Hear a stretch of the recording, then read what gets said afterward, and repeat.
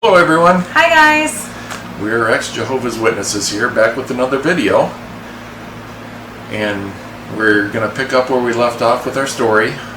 So we're going to get into the wild ride of our story of us getting together and then what transpired thereon. And hopefully eventually get to the point where we're at today. Right. You guys have to understand, we've been together for almost 20 years, and we've had quite a lot of interesting things happen in our 20 years together. But first, before we begin, we're going to cheers and... Aaron McKellen ready. Yep, because it's Tony approved and we like that. And hopefully I won't start slurring as much as Tony does when he speaks. Okay, so maybe we should start out. We're really going by memory. We do have some notes here, but this is just going to go by memory, and this is real stuff. It's not very flattering, but we're going to air it all out. Yeah. All the dirty laundry, and what it's going to portray is just how clueless really the organization is in dealing with people. Yeah. Anybody who has any issues that they go to the brothers about. Let's just put it that way. Ryan and I have been to the brothers a few times, so you're going to see that in full light.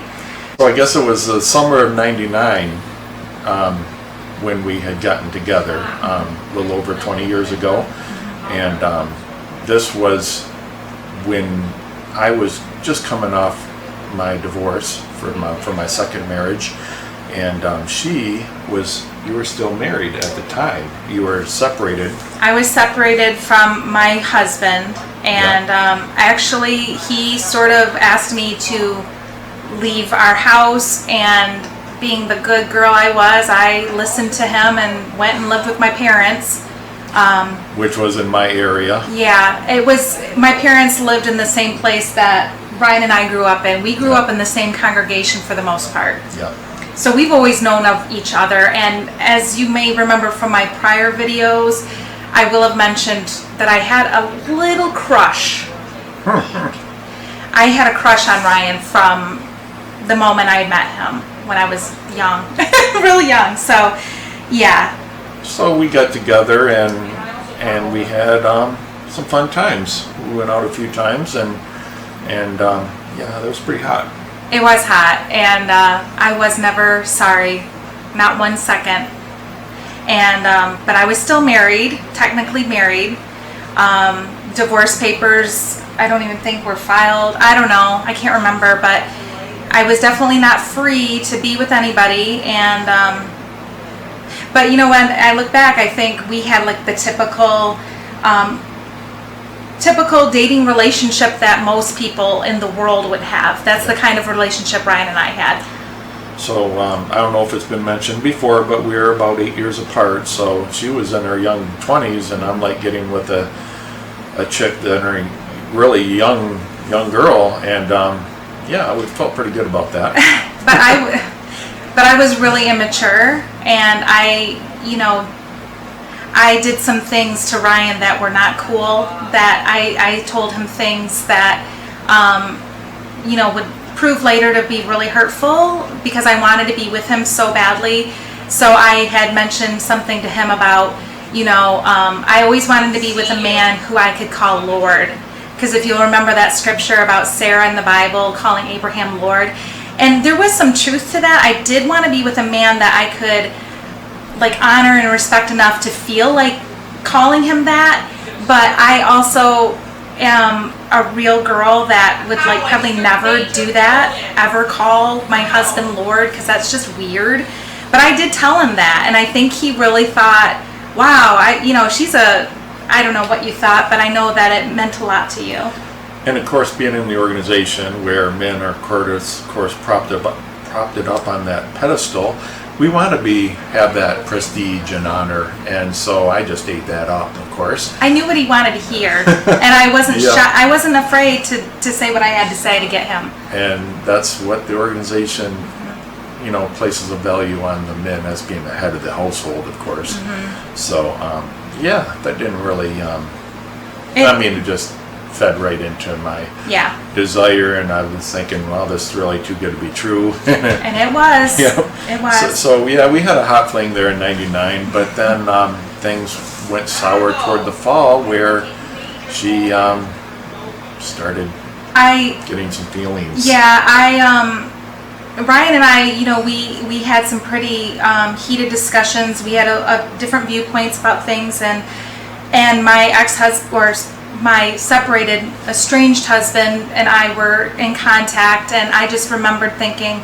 gee, me and the soon-to-be ex, we never fought like this, and it was just comfortable with him because we had been together for 4 years, and I had memories with him.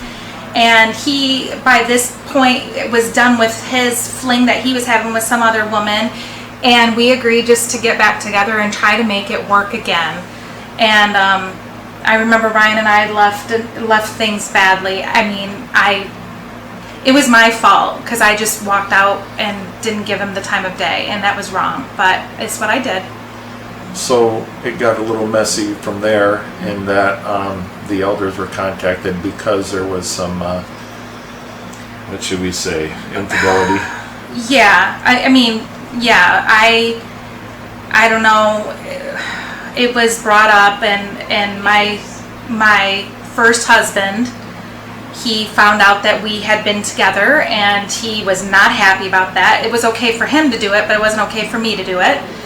And so he ended up getting a hold of the elders. And by the way, he and I, we were very inactive. We hardly went to meetings. I don't even remember the last time we went to a meeting. So we were like faded.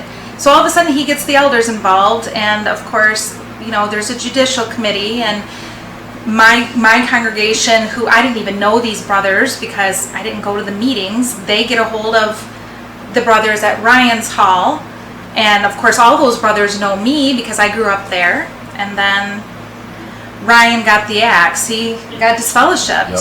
Guess what happened to me? Nothing.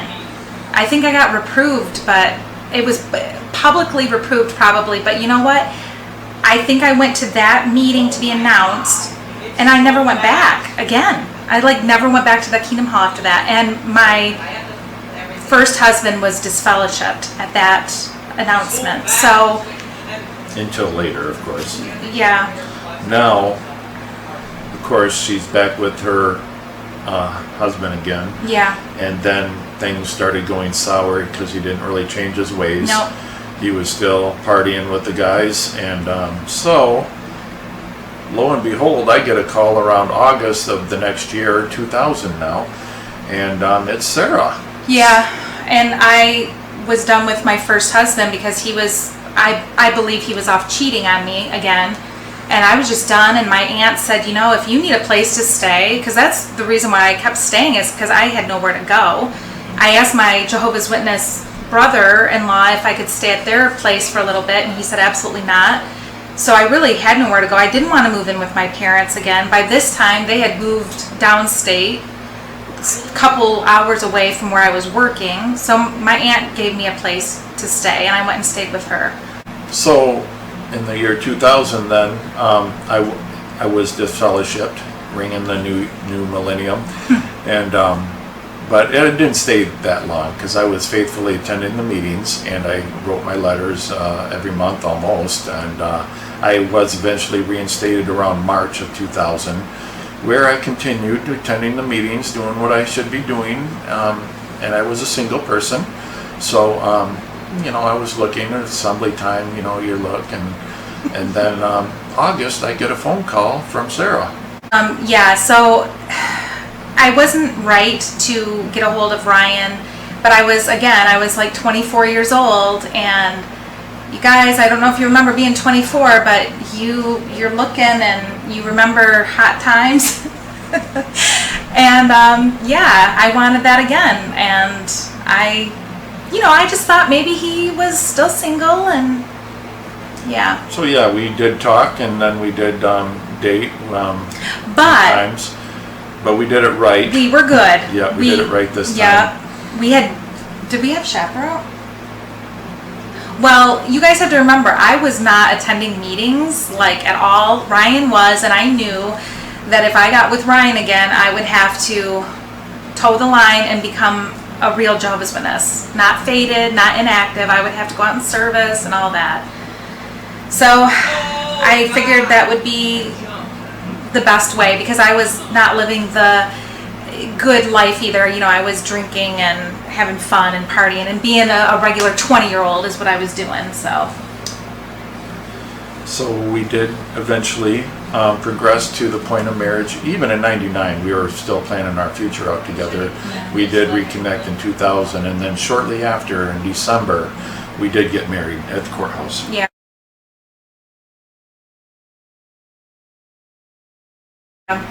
And our immediate family was there, and a couple of Ryan's friends came, and gosh, it was you know, I do regret not having a bigger wedding, but at the same time, it's not the wedding that matters, it's the marriage that matters. So. And that's when our life started as Jehovah's Witnesses there in 2001. Yeah. We both worked. You had a full-time job, and I worked full-time, and we were doing the meeting things and the service Sunday morning or Sunday after the meeting. Yeah. Because I worked many Saturdays, but you tried to get out on Saturday. So yeah, we weren't married very long, and we decided that both of us were working and making pretty good money, and we decided that we wanted to purchase a larger house. And because the place that Ryan had, you know, it was a great starter house, but it was really small. And I'm not really sure how we got into. I believe at that time your parents were also renting a house, so they agreed to purchase our smaller house, and then we end up buying a bigger house. Yeah, we had a condominium built to our liking, and so and this place was amazing, you guys. And of course, we got the side eye from many of the brothers and sisters, because it was quite I wouldn't say it was extremely elaborate, but it was brand new, and you know, and I was working full time, and heaven forbid I worked full time. I ought to have been a pioneer. So. No, they were inviting you to go out and service a lot. Yeah. So. Let's, do I have in between?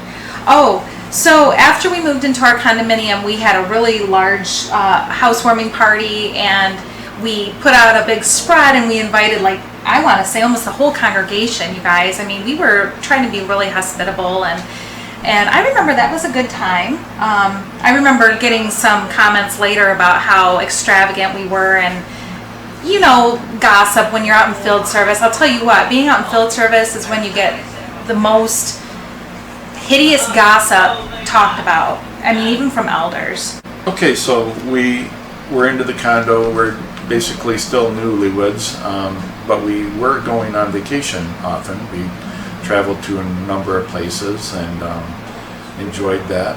But then after a while, we did want to have kids. We were talking about doing that. We did, and well, we were hanging out with another couple, and they had kids, and actually a couple of couples. Yeah. And each of these couples we took with us on separate vacations. In fact, we had one couple. Were they newly baptized? But they had two children, and we all went to New York, and we saw the farms. And we saw Patterson, and that was when Stanley Theater, and we saw the Brooklyn, all that when the Watchtower was still in Brooklyn. We went and visited all that, and you guys, we missed out on going anywhere else in New York. We were so just fixated on seeing the spiritual parts of New York. We didn't even see Manhattan, Times Square. Remember, we just like hightailed it out of there. I'll always regret that. Yeah. But of course, we didn't only have like 2-3 days. Yeah, we didn't have and I know our friends, they had to get back too, so we didn't have a lot of time. We did stay at Patterson. Yes. Which is outside the city.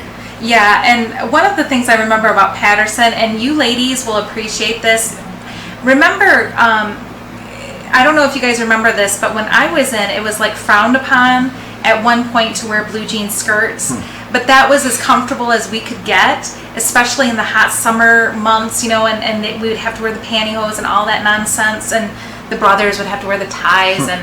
But I remember going to Patterson especially, and even like staying there, you had to dress a certain way, even when you were just like in your leisure time. Like you weren't even, I almost pictured that if someone would have knocked on your door and you were just in your room, you would have had to been dressed up just to answer the door. That's the impression I got.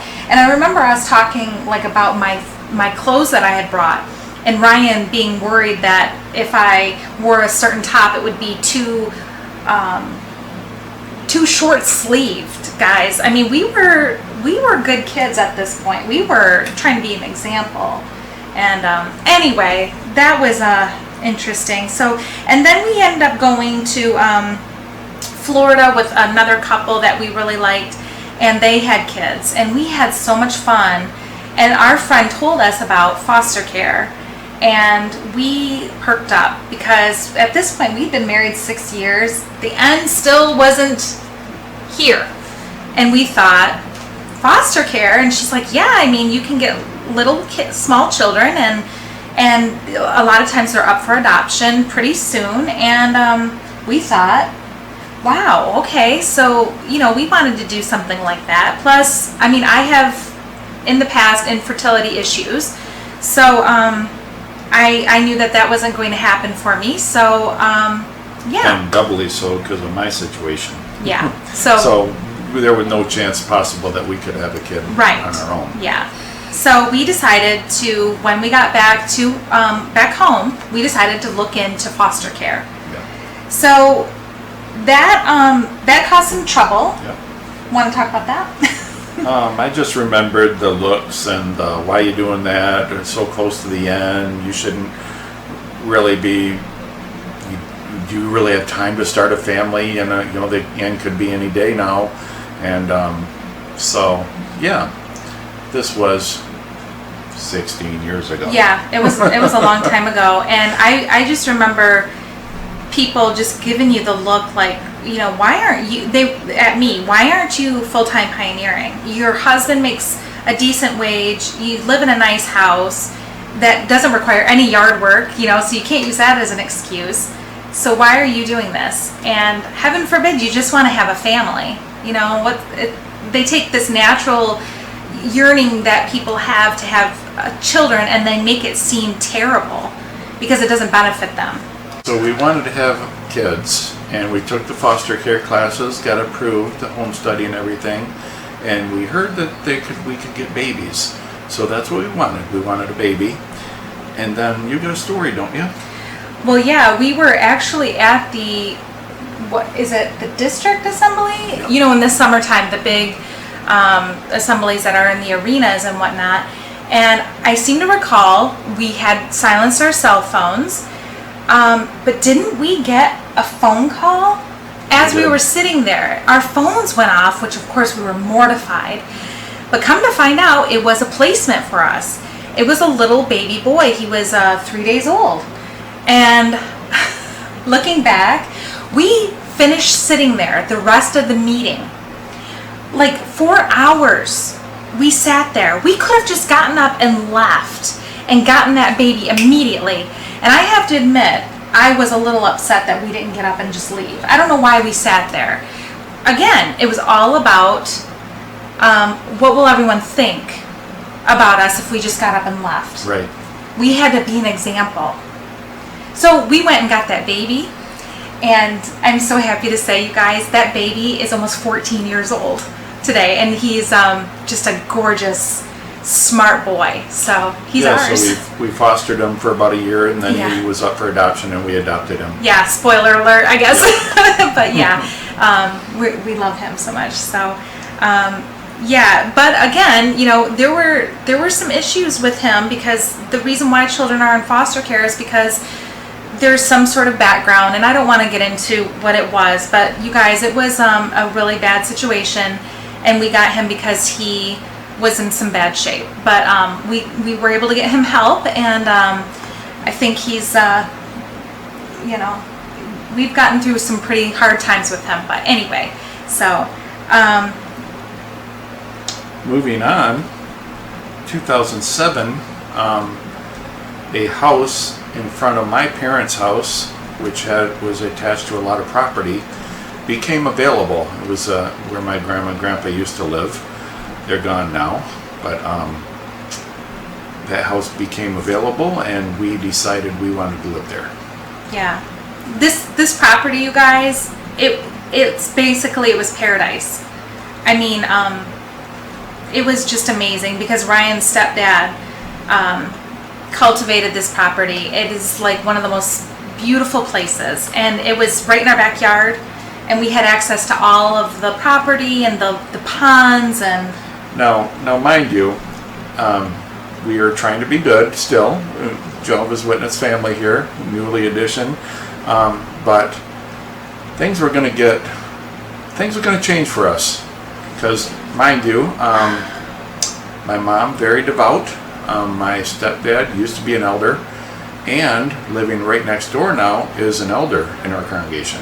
An elder. And his pioneer wife. Yep. Down the street, not even a half mile, was another Witness family, member of the Anointed. Yep. So, yes, we are very much in now. Yeah. I mean, like, no matter where you turn, there is a Jehovah's Witness family watching every move you make. Yep. And this house that we got is where the book study, which still had book study back then, was taking place at that house. Yeah. So that was our house. And we inherited the book study. Yep. For better or for worse. I mean, it seemed like a really like a blessing, a spiritual blessing. But when you're a young mother with a toddler, well, yeah, he would have been a toddler at that point. Getting the house ready for book study and Saturday morning service, and you're expected to also participate. You know, for some people that might not have been a big issue, but for me, as a high-strung, nervous, anxious person as I am, it was a nightmare, you guys. I hated it, and yet I had to pretend that it was a blessing. And I had to try not to complain, because what kind of a good woman would I have been? A good Jehovah's Witness woman. So. So that was going along, trying to juggle all that, and then we get another phone call. We did have a couple placements that didn't work out, or they went back to their families or whatever, but we did get another call for a baby girl. Just into November of 2008. 2008. Yep. And we got her, and she was 7 days old. Again, lots of back issues, but we were very happy to get her. Yeah, fostered her for about a year, and now she's ours. Yeah. She became available, and we are now her parents. And she's going to be 12 years old pretty soon. So, you know, as we were talking about getting more children, because we did have a placement of a couple of children, and the brothers knew that we were planning on adopting more, and we actually got pulled to the side after a meeting. We got counseled by a brother who you know, was near to us, but or you know, we knew him well, but he says, how, you know, is this a good idea to be wanting to grow your family so close to the end?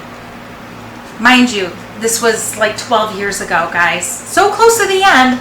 With Watchtower articles and all. He had pulled it out, all the articles. And I'm just so glad that we ignored that and went, otherwise we wouldn't have our daughter, and I can't even imagine life without her. And I do remember that time. It was like I was auxiliary pioneering that month. That's right. And I thought, wow, this is like an answer to our prayers. Well, I think what it was you said something like, hopefully you don't mind me saying so, but I think you said something like, maybe if I give Jehovah my all, an auxiliary pioneer, he'll bless us with a child. And he did. So we thought, because it was like you weren't even through the month of that month, and we were getting a call. Yep. And this baby looked like, you know, she was going to be up for adoption. And so yeah, we were convinced. Well, Jehovah answered our prayers because we were doing what Jehovah wanted. So you see how you can look at a situation like that and make it into something positive? So now we have 2 young children, one an infant, one a toddler. So yeah, try to juggle that and go to meetings and do everything you should. So we got some good stories about that. Oh yeah. And this is where I have to say, you guys, I started really waking up because I'm juggling these 2. He's, trying to do what he can to help. By the way, we didn't have a lot of help from, how most of the times your mom will like help you with the babies and stuff. And it wasn't like that. Like, I think my mom did some helping, but she was sick a lot, so she wasn't at meetings very often. But I don't think your mom helped very often. And Not much. And so we were getting the tap on the shoulder. On the back row by the attendant. And the attendant, was just doing his job. And but we were told to get up and take our little one out, and we knew that we were to firmly discipline them using whatever method. You guys know what I'm talking about. If you're an ex-witness, you know what I'm talking about. And I just couldn't wrap my head around taking the babies out and smacking them around so that they would behave themselves. I spent a lot of time in the mother's room just so we could avoid that. And so as you're getting away from being that constant indoctrination, you start hearing little bits and pieces and you think, what am I doing in this organization? I mean, I remember hearing something to the effect that if you started getting your own ideas, you were an apostate. If you weren't doing X, Y, and Z perfectly and doing your own thing and thinking it was of the organization, you were an apostate. And I remember just thinking, oh my gosh, I'm an apostate because that's what I'm doing. This is the fear I had. And so I started thinking and started studying, and in the back of my mind I started waking up because I wasn't sitting out there and listening. I was missing a lot, and I was staying at home a lot. We tried to sit out in the auditorium with our kids, but our kids just making noise or just being kids. Yeah. And our kids had some behavioral issues and stuff from their backgrounds. Well, the advice is bring the kids to meeting. They need to learn too. Yeah.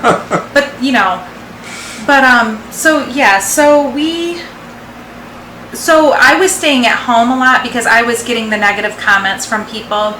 And I was always worried about what everyone thinks of me, and I'm not the model mother, and I'm not, because there was another mother in the congregation who, she could sit up in the very front with her child who was not much older than our children, and that child sat perfectly, but when he didn't sit perfectly, they got up and they beat him, and you could hear him begging his mother, please don't hit me, please don't, and everyone's kind of like, oh, that's, it was disgusting. And I just remember thinking, what?